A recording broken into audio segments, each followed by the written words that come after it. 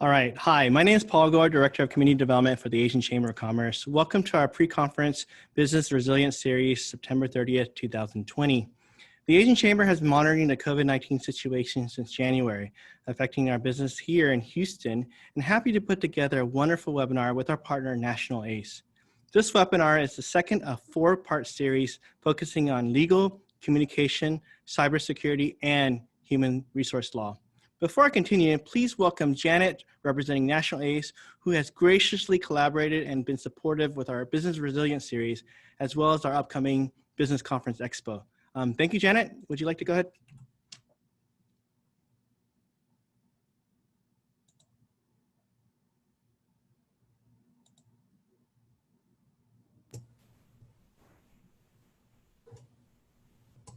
We're a national nonprofit whose mission is to serve as a strong advocate for AAPI business interests and affect positive change on all issues that enhance and advance the goals and aspirations of AAPI business owners. For the past 6 months, we've worked closer than ever with our national network of over 60 affiliate chambers and partners across the country to ensure that AAPI business community has the most accurate and up-to-date information about the important resources that are available to our community during this global pandemic. One of our strongest partners is the Asian Chamber of Commerce of Houston, and we're so grateful to Bin Yu, Paul Gore, and Barbara Gallo, and everyone at the Houston Chamber for providing the space for this discussion today and allowing us to have an interactive forum on this very important issue of socially connecting and better communicating during this pandemic. We're also proud to partner with the Asian Chamber of Commerce on today's event, and we're working together on additional collaborations in the near future and beyond. As many of you know, we are just starting to begin to see the data on the impact of COVID-19 and what it has had on the AAPI business community. Our recent report by JP Morgan Chase shows that the balances of Asian-owned businesses declined by 22% since early April. At the end of March, revenues for AAPI businesses were over 60% lower than they were in the prior year. Overall, Asian-owned businesses have experienced severe damage to cash balances and revenues, and they're going to require more assistance from the federal government to fully recover. As many federal assistance programs have since stalled, we know now that additional targeted interventions will be necessary for the small businesses that have been hardest hit and continue to struggle. National ACE has instituted a program to help tackle many of these issues, including helping individual businesses with financial assistance, as well as helping individuals restart their operations safely and strategically. If your business is in need of one-on-one consulting or other resources, please contact us through the ACE Small Business website at acesmallbusiness.org. It's dedicated just for these resources. And all of our services are free of charge, and we're so glad to be here to help. Thank you again for having us on this call today, and we thank Paul Gore and the Asian Chamber of Commerce of Houston for hosting this event, and we're looking forward to hearing about this discussion today. Thanks so much. Thanks, Janet. And I appreciate just this wonderful support, and shout out to our organization and just the wonderful things you guys are doing. Today, we're happy to have Sunny Zhang from Z Lab and Joy Partain with Joy Partain Communications, who are gurus in both marketing and public relations. I hope you'll find their presentation and one conversation useful in understanding how to effectively communicate through cultural differences and navigating proper media protocols. The Asian Chamber is a wonderful organization celebrating 30 years helping the Asian business community foster economic trade among our members. And this is a crucial topic about resources for you during these uncertain and trying times. But before we continue this webinar, I'm just going to provide some housekeeping items. We'll have a Q&A session at the end, but during this time, you'll have a wonderful treat as this is going to be a very highly interactive webinar where you'll be able to ask questions and chat through the chat box. So please open your chat box and continue having a conversation, a dialogue, as they are going to dialogue about this aspect of marketing and PR for your business. Nope, just we'll try to answer all the questions as possible, but please forgive us, we're unable to answer it because of time constraint. Just want to let you know ahead of time. And lastly, the presentation will be recorded So just please enjoy, and we'll be posting it on our website and National ACE website's resource page. So please enjoy and focus on what they'll be talking about that's very crucial to your business. And also, before we hand it over to our presenters, I want to take some opportunities to talk about our upcoming programs that we have. As you can see on the slides, we're having our upcoming business conference, which is going to be happening starting next Wednesday. It's a 4-day conference over 2 weeks, with the first week talking about business tools, about how to really survive and even more so be equipped to really bounce and be productive and grow your business here in the US and also overseas. The next week is going to be about trade opportunities, both locally here and internationally. We have wonderful keynote speakers. We also have 8 consul generals' offices talking about opportunities for bilateral trades, both here as well as in Asia. We have our wonderful keynote that's going to open up the conference is U.S. Secretary of Commerce, Wilbur Ross, who's going to be a wonderful keynote and talking about how the U.S. is really supportive with businesses here and also the U.S.-Asia bilateral trades opportunities. We expect over 500 attendees, as well as we have now over 60 exhibitors who are going to be speaking. So it's a wonderful way where you can definitely come, enjoy, network, highly networkable, where you can be able to approach attendees virtually, as well as visit all of our exhibitors. Find out on our website or the link below, and you'll be able to register for that. And by the way, with attending, you'll receive an email later with a 25% off discount code that we can extend to you as a thanks for being part of our wonderful webinar today. And also, lastly, we have our app. If you're not, if you don't have your app on your phone, please download it so that you can stay engaged and really have everything in the fingertips of your hand with what the program we're doing and all the resources. And we'll also post our webinar here so you can review this on your app or mobile phone. With that, I'm going to introduce to you the 2 ladies who will be talking about wonderful opportunities of understanding the ways to communicate effectively to your customers and to the media. With that, Sunny, Joy, would you like to take it away? Sure. Hey, Sunny, he called us gurus. Thanks so much, Paul. Really appreciate it. So Joy and I are really excited to be joining today. Thanks for the wonderful opportunity by the Asian Chamber of Commerce and also the Asian Pacific Islander Chamber of Commerce for this opportunity. Because honestly, we have been having this ongoing conversation ever since COVID, back and forth as things evolve. So, fast forward, I think, in the past half a year, we have really faced a lot of challenges, of course, in various aspects, but communication for us is something that we felt like is really, really much needed, especially for the Asian community, but also, just different communities in general. How can we be more connected while socially distanced? So essentially, we felt like it's really physical distancing while socially still connected and digitally connected as well.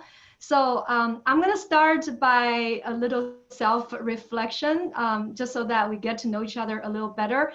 In the meanwhile, I would also like to invite everybody to do a little text storm, which means we want everybody to type in where you are, what you do, and what is your most interested topic for us to discuss today in the chat box. And I'm gonna, start with myself. So hopefully everybody will also share with us, a little bit about yourself as well, because we are definitely ditching the slides that we've set through so many PowerPoint-based lectures that we decided, okay, we really would love to have this as a discussion and conversational style and highly interactive in engaging with the audience.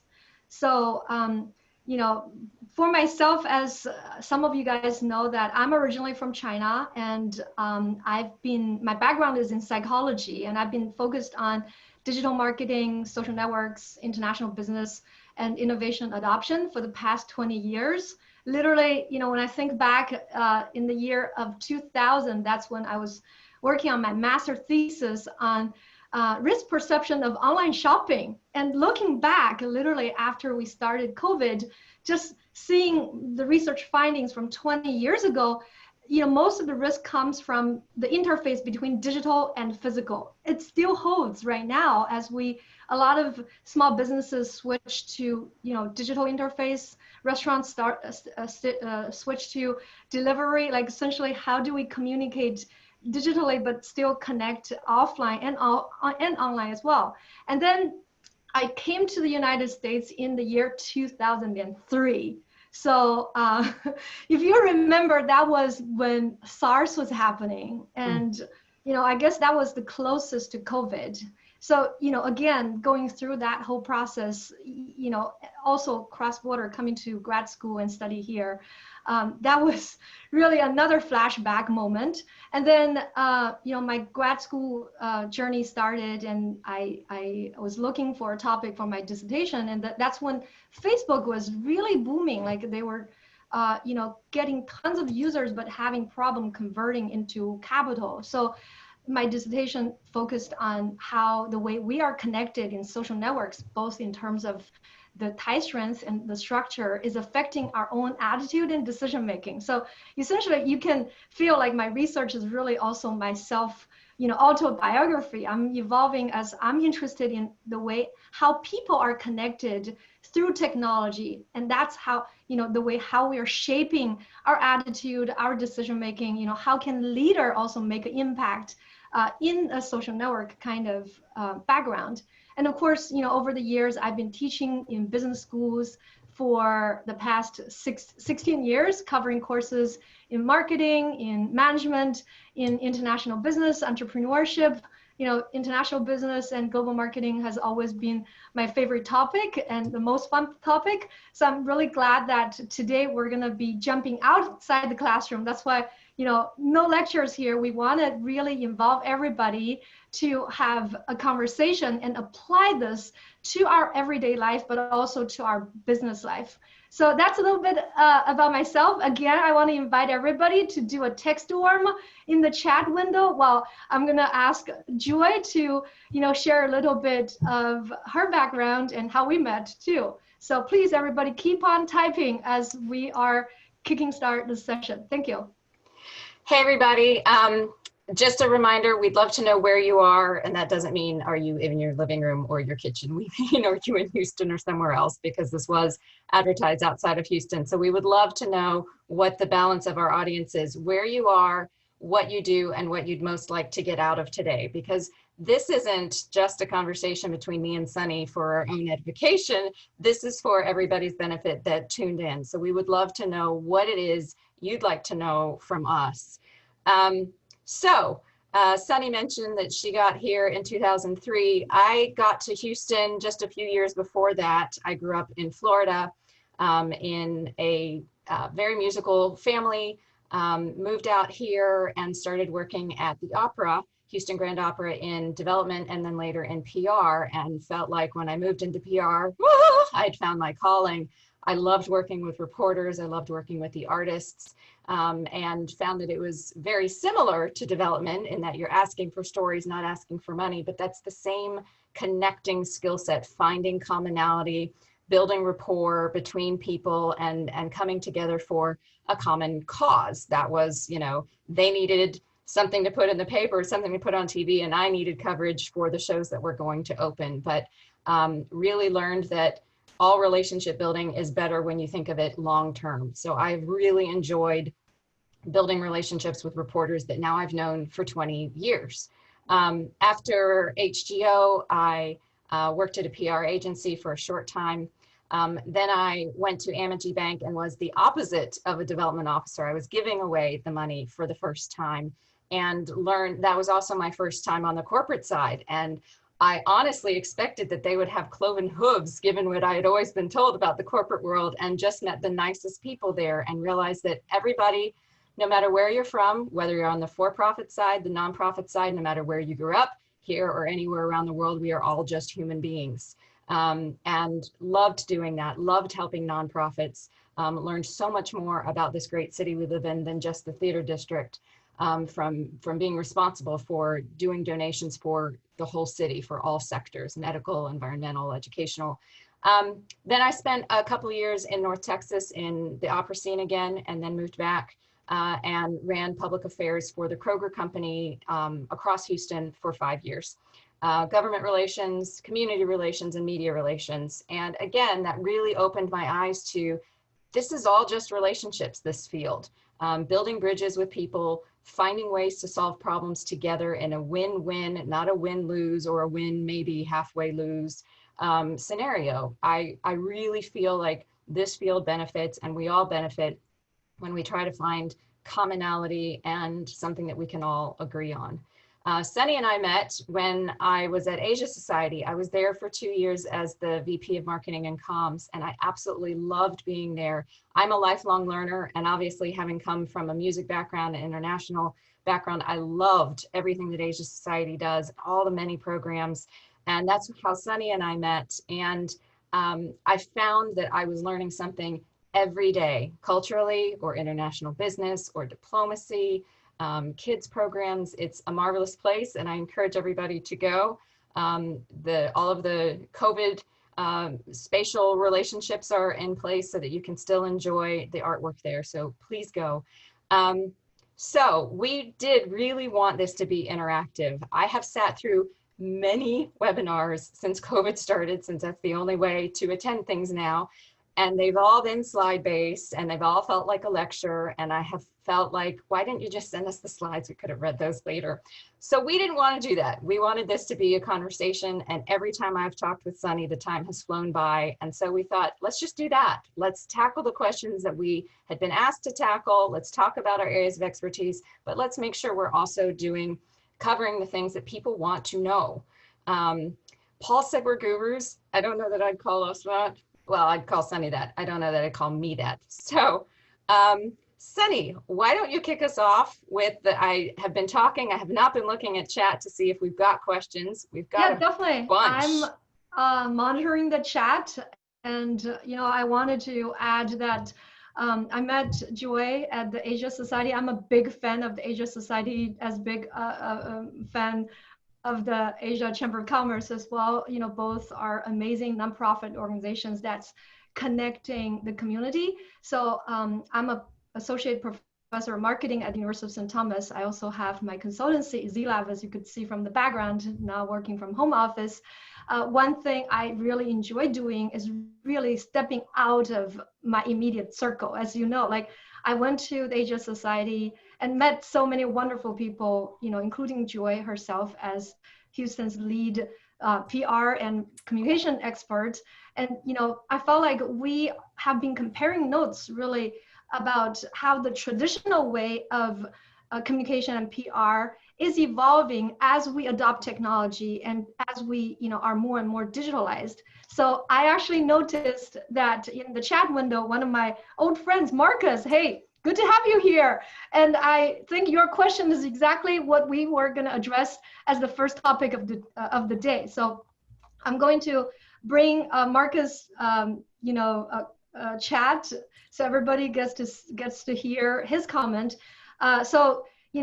The topic he's most interested in is the difference between the 20th century business versus the 21st century business in dealing with COVID-19, and how the 20th century business are not early adopter of technology versus the 21st century companies have adopted and pivoted to deal with COVID-19, right, Joy? This is exactly what we wanted to start with, essentially emphasizing the difference between traditional way of communicating versus the digital way of communicating. Because as you can all feel, we're all working from home, and we no longer have the kind of casually run into people naturally, seeing our customers in our store, in our offices. The way we are able to continue communication nowadays are mainly happening online. So that's also related to another comment and question I saw later on about the digital presence across social media. And so we're all going to cover, all that. So in a way, I felt like that's one of the main themes Joy and I have been discussing in the past few months, because we're increasingly aware of the fact that we need to embrace technology. And the fact is, as much as we are digitally connected, I also observe that we are more digitally divided. What do I mean by this? I think the first layer is even before COVID, like going back to Marcus' question about, the last century and the current time, I felt like, there's always this culture divide. And when I say culture divide, I don't mean like which country you come from, which part of the world or which ethnicity. It's really just like, the way you're brought up. There's, different way of conceiving information. And also there's, really from a social network perspective, we are all embedded in the immediate network. And, sometimes maybe your immediate network is very interactive and very active, but, there's always it always happens that there's another network that's also internally very interactive, but not interconnected. So, myself, I have been really dedicated to connecting otherwise disconnected communities, especially in Houston. I know some of you guys are from other parts of the world because our co-sponsor is a national nonprofit organization. So I really appreciate everybody chiming in, not only from Houston, but other parts of the world. But Houston's really the most diverse city with, people from literally everywhere. So, I wanted to say that before COVID, there's already this kind of, way that each community is really active on their own, but there's a lack of interconnection. So as a business leader, what you want to think is at certain point, your current network is going to be saturated. You're just sort of competing within your small circle. How can we expand our target market to embrace a bigger and more diverse audience for your business, for your product? And also, as individuals, as leaders, how do you make a greater impact? So that's something Joy and I have been discussing in the past. And then after COVID, we're like, okay, we don't get to see each other. What do we do as alternative? I think this is also related to one of the questions about, Zoom, because as much as we love Zoom, we also could feel the so-called Zoom fatigue, right? I was in Zoom meetings back to back all the way to 5 o'clock yesterday, and sometimes have to meet at 10 o'clock or 11 o'clock for people, in the different parts of the country. So essentially, we're just sitting in here, and somehow it is really consuming even more energy than when you're communicating face to face, because somehow the digital media is really just like really require your full presence. While when you're interactive, in person, you're also absorbing energy. So in other words, how can we make that transition to maintain our connection through technologies, including these live platforms like Zoom, as well as social media? That becomes a main theme that we want to tackle today. So I wanted to first point out that from the cultural divide, we also have the digital divide, in the sense that each social media platform, each messenger covers certain part of the communication population. So we all have heard about the latest, policy about WeChat and TikTok. Essentially, there's this, external environment that's shifting, and we are constantly reacting and trying to respond and adapt in the way we stay connected. So in other words, I wanted to encourage everybody to really get out of your comfort zone. If you used to use WeChat or some other tool, start to embrace other digital tools, because all of a sudden you will realize that it opens up to an entirely different network that you were trapped before. So if you were using WeChat before, I would encourage you to really set up your profile in LinkedIn, especially for business leaders. You definitely want to have the digital presence and build your personal brand. And of course, depending on the nature of your business, restaurants, I believe you definitely already have good following on Facebook. And really just get your digital presence everywhere. But then the amount of time you spend engaging to your audience is really depending on your target market. Like, so you need to strategize and think about what do you want to known for to which audience. So this is really when I start to emphasize, there are usually 3 steps in marketing and communication. The first step is really research and insight. Know yourself, know your market, know your competitors, know the external environment, including political, legal, as I just mentioned, cultural, social, cultural, economic, technological. So that's the research part. You need to spend some time, understand yourself and your immediate, your environment, including the industry and external. But the second step is really the strategy, trying to position yourself and differentiate yourself, both as an individual, like you might be an executive in a big corporate, you might be a business owner, which, in which case you also represent your business. So essentially think about how do you position yourself and differentiate so that you are known for something, and also towards which segment, or say which audience.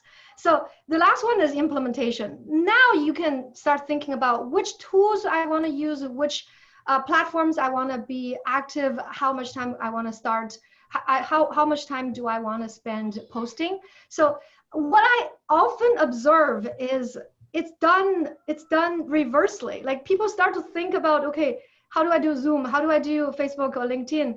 And then, without really the strategy, not to mention the research. So I wanted to encourage everybody to really have this almost like muscle training. Whenever you are making a decision, hold on, don't jump into the tactics or the implementation or execution yet.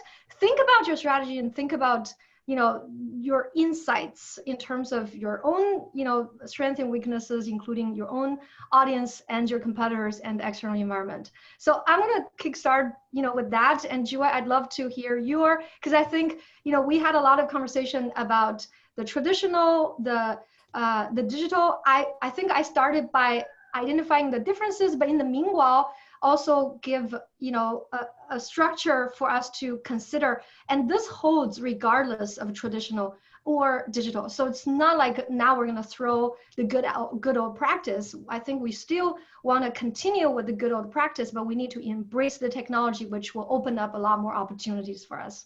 So Joy? I do think that there's something to some of this technology is not going to go away, even after we have a vaccine, even after we have treatment. We have now found that it is easier to collaborate with colleagues across the country or across the world because we're all familiar with Zoom now or the other platforms. It doesn't have to be that you get on a plane to go have a meeting with them. You can just get online with them and see them immediately. It is disconnecting a bit to be on Zoom all the time, like Sunny said, and there have already been studies that document what we're kind of already feeling of why is it disconnecting? I hate seeing myself, or it's not the same as being in person with somebody. I can't pick up on their micro facial movements or how they just feel in the room with me, whether I get a good vibe from them, whether they feel excited about what I'm sharing, or whether they can't wait to get out of the room. I do think, and that we had a question about how to set up a better Zoom environment, and another question about how to connect with your employees when this box is all a lot of companies have right now.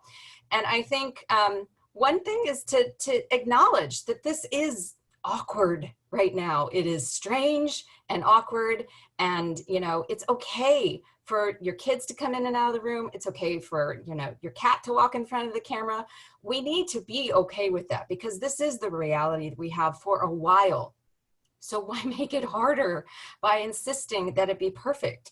Our work and our home lives are now mashed together, and it will be that way for the conceivable future. So I think we put extra pressure on ourselves, our employees, our customers, if we expect that things are going to be all buttoned up and perfect all the time. I mean, how many people are wearing something like this on top and shorts on the bottom? And isn't that okay? Or having to walk away from the camera for a few minutes to deal with a family issue and coming back, as opposed to just cutting off the call. If we could give each other flexibility with that, as opposed to expecting that things are as they always were, because they're not. I am often accused of trying to change reality or bend it to my will instead of accepting what is. And I think this is the ultimate lesson in that these are the circumstances we have right now. So how can we thrive with them and support each other through that. And I think from the company standpoint, the companies that are doing the best, that are moving into this 21st century reality, are the ones that are creating space for that. The ones that are supporting each other through Zoom, the ones that are saying we're going to end conference calls by X time so that people can go have dinner with their family. And if we need to, we'll get back on at 8 something at night after the kids are in bed, but then not expect them back on at 8 a.m. the next morning, that are having flexibility. Managers that are talking with their direct reports to say, so what is your life like right now? How many computers are in the house? Does everybody have a computer? If you're sharing, what's the best time for me to reach you? Or should we just pick up the phone? It doesn't always have to be Zoom. When is the best window? I think that is the only way that businesses can thrive right now, and that people can thrive, because let's face it, businesses are made of people. We won't do well through this. People won't make as much money. They won't build their customer base if they don't acknowledge that this is weird and different right now. So what can we do to get through that? And the companies I see that are doing really well are the ones that have already adjusted to that and are offering new services and are being there for their customers in a new way, and are soliciting the feedback that you're seeing them on social media. You're seeing them start campaigns where they're asking their own customers, what's working for you? Or how are you using our products now? Or what's a different way that we can interact with you that we haven't before? Or post a video of you using the thing, as opposed to us, the corporate stiffs, using the thing, or having, paid spokespeople use whatever it is. How are you using it in your life? I think those are the things people are expecting, a lot more transparency now. And the companies, the organizations, the managers that are willing to lean into that openness, that transparency, that authenticity, are the ones that are going to do better through this, and that people will trust more on the other side of it as well. Sunny, what's another question we should tackle? You're on mute, sweetie. There you go.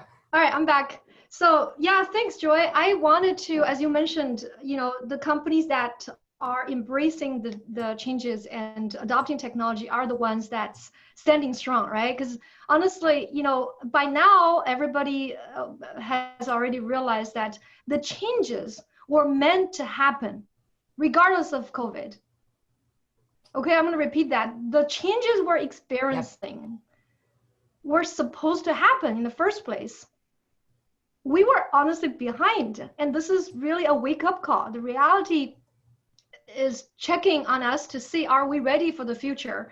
And some companies are ready, and some unfortunately are not, and that's why we see, of course, there's that the healthcare element, but there's also this technology element that's determining the company's resilience, like every individual's resilience. So I wanted to throw out 2 examples that I've lived through. So, as a professor of marketing, I started teaching online in the year 2012 while moving from Colorado State University to University of St. Thomas in Houston. Literally in the middle of moving, of course, I wasn't physically on campus. And that's when, I started adopting, online teaching platform. I've been teaching in the past 8 years. And guess what, guys? You might think, okay, how do you feel connected to the students? But if you look at the teaching evaluation from 2012, the first time I started teaching online, everybody was overjoyed by the amount of interaction. And what did we do? We engaged everybody in each session by encouraging everyone to express their opinion during the lecture. In other words, while I was talking, everybody in the class, of course, it was a graduate level class. It was actually an MBA class for, HISD principals or future principals. So everybody's motivated, engaged.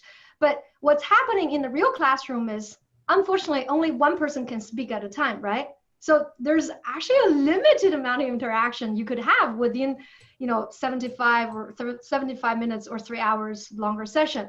But while you are interacting digitally, when one person is expressing his or her opinion, guess what? Other people can chime in the meanwhile, which is why I started encouraging everyone to, just type your comments in the chat window, which feels very interactive and informal. So I wanted to use that example to show everyone that, guess what, we can actually make it even better if we use technology right, and engage everyone, because you can finally have a voice without raising your hand, speaking up, because the chat window is open for all.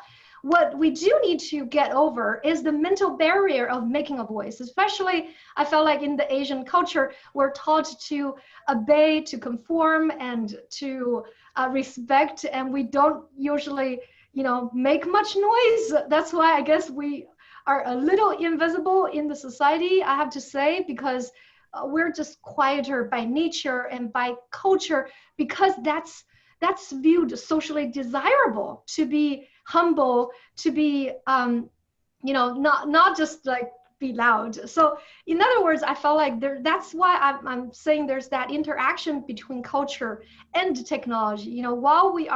While we're overcoming the digital divide, we also need to overcome the culture divide. And that's why I want to bring up these culture elements for discussion, because if you can utilize technology, there's a way you can honestly embrace the diversity and bring everybody's voice into the discussion and hear more. So I also saw a really interesting comment that I wanted to bring the attention to everybody, coming from Rainer. Thank you for joining us. So Rainer Lee is a director of resources, human resources at a very big company. And one of the issues right now we're all facing in very big company. In fact, I just gave a talk at Shell speaking about how do we stay connected and cultivate creativity and innovation in global virtual teams, because all of a sudden we don't get to see each other, right? So, the reason I wanted to bring this topic to discussion is because there are companies like GitHub, for example, they were never physical. Like, they started as a remote collaboration entity from the beginning, and they've been very successful. They don't waste everybody's time doing meetings after meeting just to be on the same page.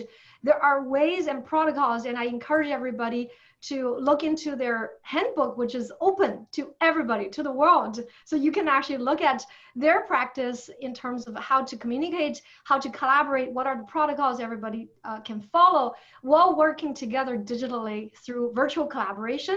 And I also wanted to use my own company's example, because we are really a global company. We have teams in other countries, and our developers are based in India, for example. Like, before COVID, we were already collaborating virtually. So, in other words, we didn't have to have that sudden change of communication mode, because we were already employing, the cloud and different kinds of apps to communicate, but also to manage projects so that everybody stay on the same page and keep track. And of course, we also have meetings when we do need to have discussion. One thing I wanted to also share with everybody when it comes to creativity and innovation is we often think about brainstorm, right? Brainstorm is the go-to word, like, hey, we are facing this challenge, let's brainstorm. Guess what? Research has shown, and this has been proven by study after study, that brainstorm is actually counterproductive when it comes to creativity. And this is actually a problem for in-person kind of sessions, because when you have a group of people together, guess what? The ones that are dominating, are extroverted and maybe more outspoken, would be leading the discussion, and which leaves limited time for the ones that's not as outspoken. So in other words, there are ways that we can encourage everybody to contribute their idea and to really maximize the collective intelligence and the social capital. So Joy, I saw your hands up. I didn't realize, oh my goodness, it's already 40 minutes in there. And I think just from the chat, another topic we want to emphasize is the international business and the global communication, which has a lot to do with culture. So if we have the time, I'd like to bring the culture dimension so we can have a deeper understanding. But the other topic we want to make sure we cover today is PR, especially since we have the best PR expert in Houston. We definitely want to invite Joy to give us the inside peek of how does PR work, because I think that's also a challenge for a lot of businesses, especially international background owners like the Asian business leaders, to really get the word out there and make a bigger impact, not just in your own immediate community, but in the greater community. So let's see, Joy, would you like to cover the PR just so we make sure, and then I'll check the messages again. Thank you. And actually, Sunny, I was raising my hand. I was admitting I am a huge extrovert, and I know I tend to dominate conversation when we're brainstorming, but that does come back to a cultural element that I want to stress, and not just cultures, intercultures, different countries, but the cultures within your own team, Yes. Extroverts and introverts, how long somebody's been on your team versus the most senior. There are ways to connect with people and make it comfortable for everybody. I learned several years ago when I had a couple really severely introverted people on my team that if I sprung a topic like brainstorming into a meeting, they were going to shut down. They weren't going to share anything because they hadn't had time to reflect and think about it. So to be courteous to them, to bring out their best, it was best to let people know ahead of time via email, hey, at our next meeting, I'd really like to talk about such and such and such and such. Please be thinking about that. It creates a safe environment for the introverts to think about that first and then come to the meeting with ideas. Maybe the extroverts don't need that, but the introverts do. So how can everybody bring their best? And speaking of cross-cultural, since that is something that we really wanted to bring forward, how do you communicate, especially right now when everything's on Zoom? Everything's over email. You're not in person. You're not getting to press the flesh. You're not getting to feel that connection. It is harder now. Of course it is. Let me minimize things so I can see these So Joy, figures going up right now.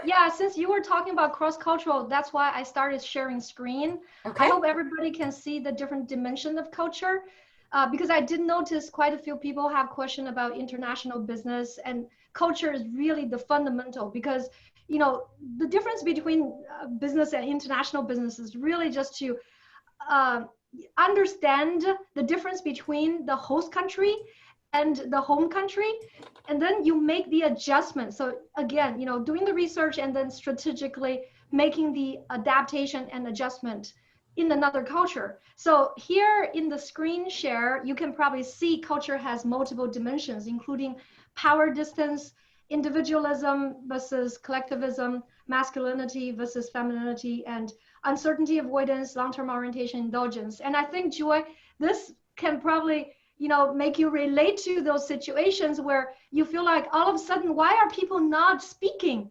Because there's the power distance, especially coming from Asia. I'm sorry, if my dad is talking, there's no way, I would be arguing. I know that, the new Mulan movie came up, right? I haven't watched myself, but I heard that there was an apology from the father to Mulan and a hug. And I'm telling you, for anybody who didn't know about Asian culture, that's not gonna happen just because of power distance, right? Here in the United States is very informal. We address each other by first name. Those are all examples of power distance. I think, Joy, that's also when you are in a group situation, you realize that, who are the ones speaking, who are the ones that's quiet, right?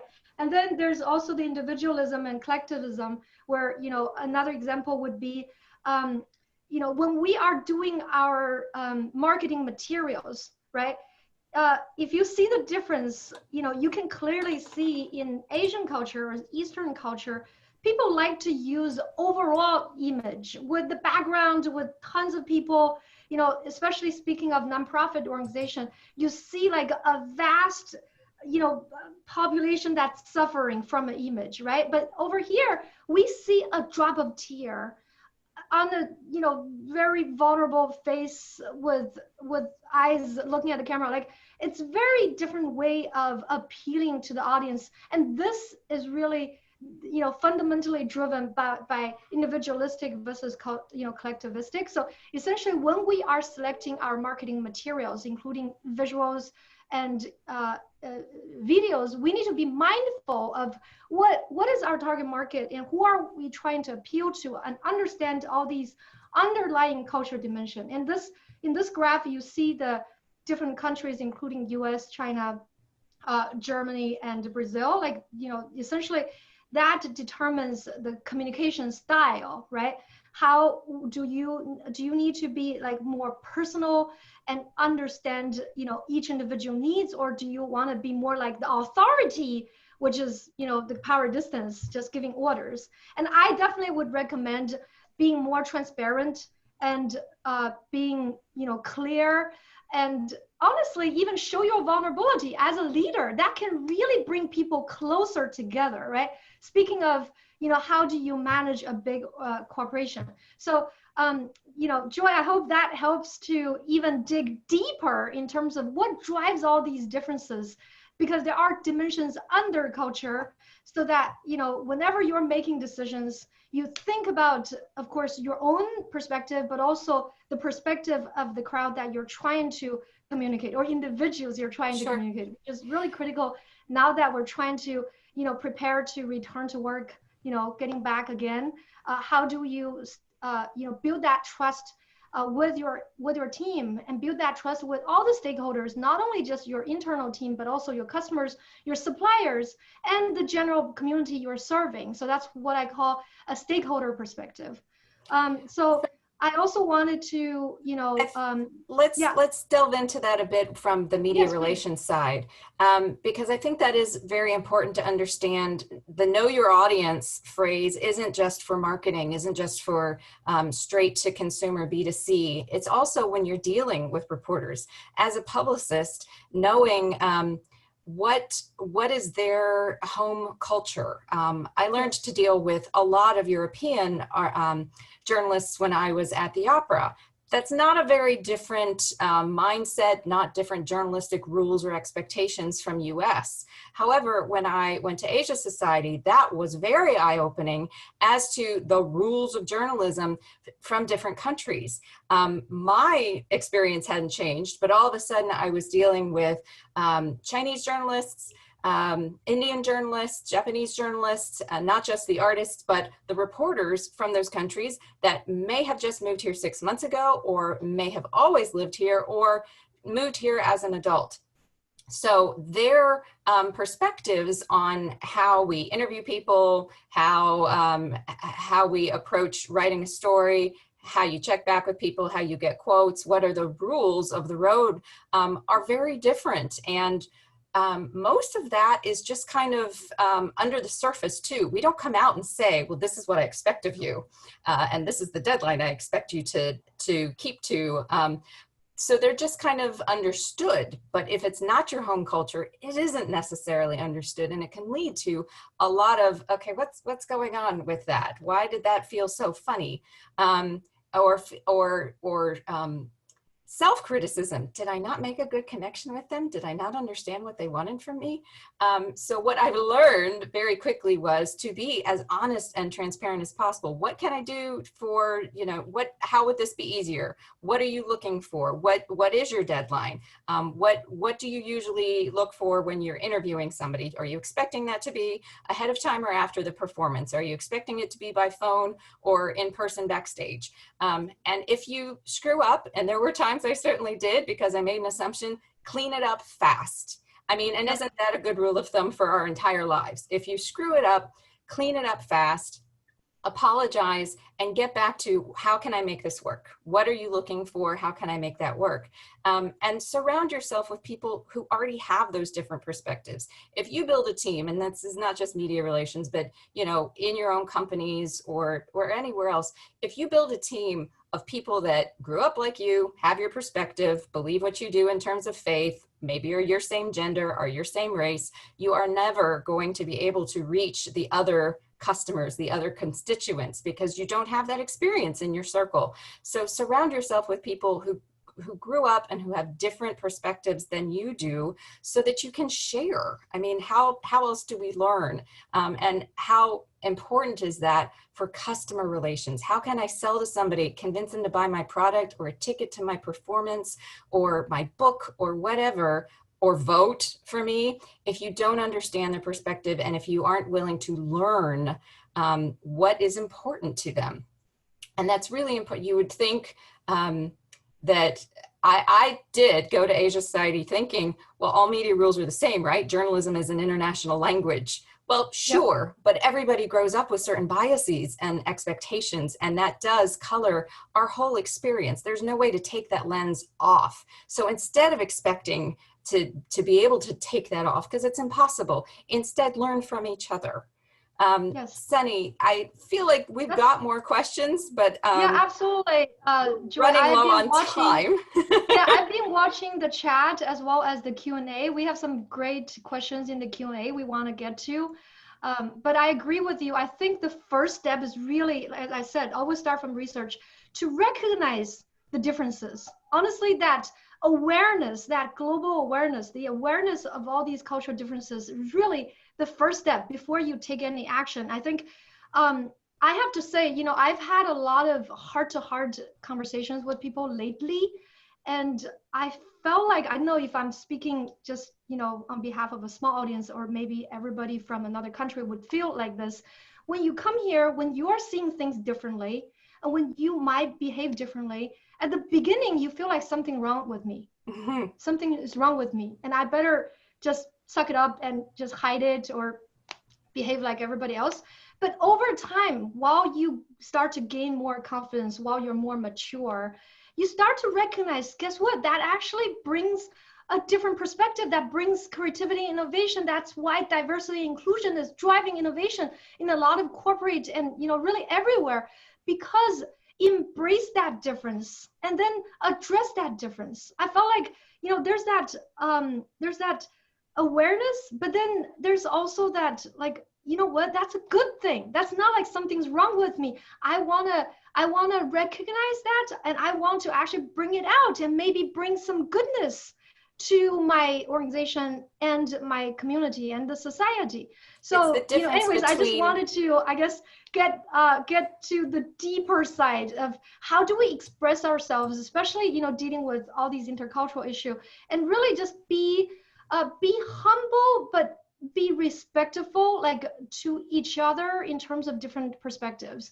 And Joy, I do want to remind everybody, we have about 5 minutes left. We have a few questions in the Q&A, but it's also another opportunity for you all to really connect with each other. I think, you know, if you look at the chat window, there's to the panelists and to the attendee. If you have like a LinkedIn or website, if you want to just connect with others, please feel free to type in so that, you know, we can all continue the conversation after the session. Because one of the strategy for making Zoom meetings more interactive is really just to encourage everybody's participation. And I think that also answers one of the previous questions. So Joy, why don't we look at the Q&A and make sure we cover those. And thank you for joining us, Paul from Dallas. So good to see you here. And Diana from Atlanta. I really appreciate you guys for joining us. So I think we have Eric. Can you talk about the biggest shifts in communication during this time? Of course, COVID, post-COVID, with regards to networking with US and relations in Asia, new opportunities, clients, and relationship-based culture within Asia. So that's question one. We might be able to combine questions from Paul. How do you see that interaction with corporate partners is different than with individuals during COVID-19? So Paul used to work at Asia Society and now is at Japanese Affairs in Dallas. And another question following that was, how do we differentiate content with similar organization offer the same content and it's accessible globally? Excellent questions. Joy? Well, I will say that's more than we're going to be able to fit in before 3 o'clock. So please be, we are more than willing to answer more questions on LinkedIn or via email. At the end of this, our contact info is going to go up. We would love to continue the dialogue. Either of us, both of us, we are open to that. We like talking. I'm sure you can see. I would love to take a whack at the question about how to connect with corporate partners, because that's not much different than a customer base or with elected officials or with journalists right now. All of that is more challenging during COVID. I think how you differentiate yourself, how you tell your story online, and how fast you can migrate to online and be flexible. Be willing to, for instance, have an online open house for your new space, or an online dialogue with an artist, instead of making people drive somewhere if they don't quite feel safe yet. An online Q&A with an elected official, and maybe that's you know, a half an hour with this group of people, a half an hour with the next group of people, so that there can still be intimacy. I think that there are definitely ways to connect. Yes, Zoom isn't ideal. It would be best to be back in person when we can, when it's safe. But for right now, there are ways to use the digital technology to actually have a more intimate experience, depending on how many people you get there and what kind of perks and behind the scenes elements that you are lending to your experience to differentiate from even organizations that do something similar to you. I think the creativity and the leveraging of your assets and how fast you can swing, how fast you can improv is going to be key. It really is. Yeah, thank you, Joy. If I may also, speak about corporate relationship, what I have noticed is, I think one of the good thing is people start to show their authentic selves after COVID. Previously we put our suits on, we go to board meetings, we behave, but now we're working from home. We're having meetings, in our home office, and our dogs are barking, our kids might run around, and Right. we might be in shorts. So essentially, I felt like people are more to themselves. And I also wanted to almost like add that, guess what, Paul? I think corporate relations are getting more personal in the sense that corporate leaders are also showing their authentic self, which also means building meaningful relationships is more important than ever, because you're not just, counting on those board meetings to cultivate a relationship. I felt like we are, really in a good way. We're more true to ourselves before. I do have to say, like, as a female professional, in the past I have to hide my kids, but now I could probably say that, okay, I have to, start their Zoom class and get back to, and everybody's understanding. I think the amount of compassion we are, giving to each other is absolutely wonderful, because we're able to be more ourselves. And I think that's one of the things, especially for those with an Asian culture background upbringing, to just really embrace that, because we really could just be ourselves and be, be embraced, like be taken as who we are. And I think that's also happened with corporate in a very counterintuitive way, because we're, in a way more personally connected through the digital media. So I hope that also, answers the question. I guess the takeaway is really, how do we work with the other part of the world? So Joy, if I may, Sure. I do think, it's such a conflicting landscape right now, because on the one hand, we're all digital. When we are digital, there's no borders, there's no boundaries. I have to say that I probably had more conversations with people from, Europe, from Africa, Latin America, like all over the world in the past few months than what I had before with my immediate network, when we were physically connected, because this digital media allow us to outreach much further. You're able to find people who share the same passion, who share the same goals, who pursue the same meanings on this planet without physical boundaries. So that's definitely a plus. On the other hand, however, as much as we are digitally connected, there's all these, policy issues, political issues, and still cultural issues that is honestly like stopping us from continue, with the connection. So what I would like to call for is an intentionally build your relationship, like really, take the effort to reach out, because previously you might be able to run into people from different backgrounds in your office, just out in the market, but now that's not happening. It's just like you and your immediate network. So make the intentional effort to reach out. I definitely believe there's huge market in Asia. By the way, if you look at the biggest purchase power, it's US, of course, China, India, Indonesia, a lot of Asian country, Middle East is a big one too. Like they are really what's developing very fast. I always have a big emphasis on emerging markets, right? So Eric, excellent question. I definitely encourage you to continue pursuing the opportunities in other parts of the world. But the really, my big call is make the intentional effort. Don't be afraid of reaching out. Just send a message and tell them who you are, why you want to have a talk, and not let the digital divide and the cultural divide, and not to mention the geological barriers stop you from making connections and building meaningful relations. So that's all for me. Thank you, everybody. I want to, again, remind everyone the chat window has our LinkedIn profile links, as well as to a LinkedIn group. If you'd like to continue the conversation, we'd love to share more resources, and we'd love to, provide references of, things we quoted in the talk. Yeah, so that's all from me. Joy, you want to have some conclusion remarks? I don't think I could do better than that. I do think this is a time where it's going to behoove everybody on the planet to reach out more than to be insular. It's a temptation to be insular when there's scary economic things going on and scary health things going on, and you're not at work anymore, you can't see your colleagues except through Zoom, or maybe you've lost your job. I mean, there's admittedly a lot of scary stuff going on right now. So this is the time more than ever to build networks, to reach out, to find your humanity and extend it to other people, as opposed to being insular and guarded. Sunny and I are from opposite ends of the planet, and we can't stop talking anytime we get on Zoom.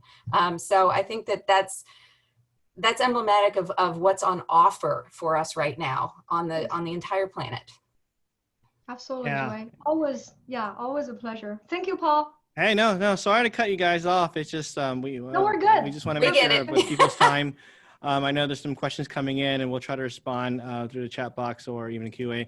I posted your contact information on the slide, so people can have that information if they want to follow up. So I just want to say thank you for putting this together. We'll be posting this presentation along the resources on our website by the end of the day or tomorrow morning, and also on the National ACES Business Resource Portal.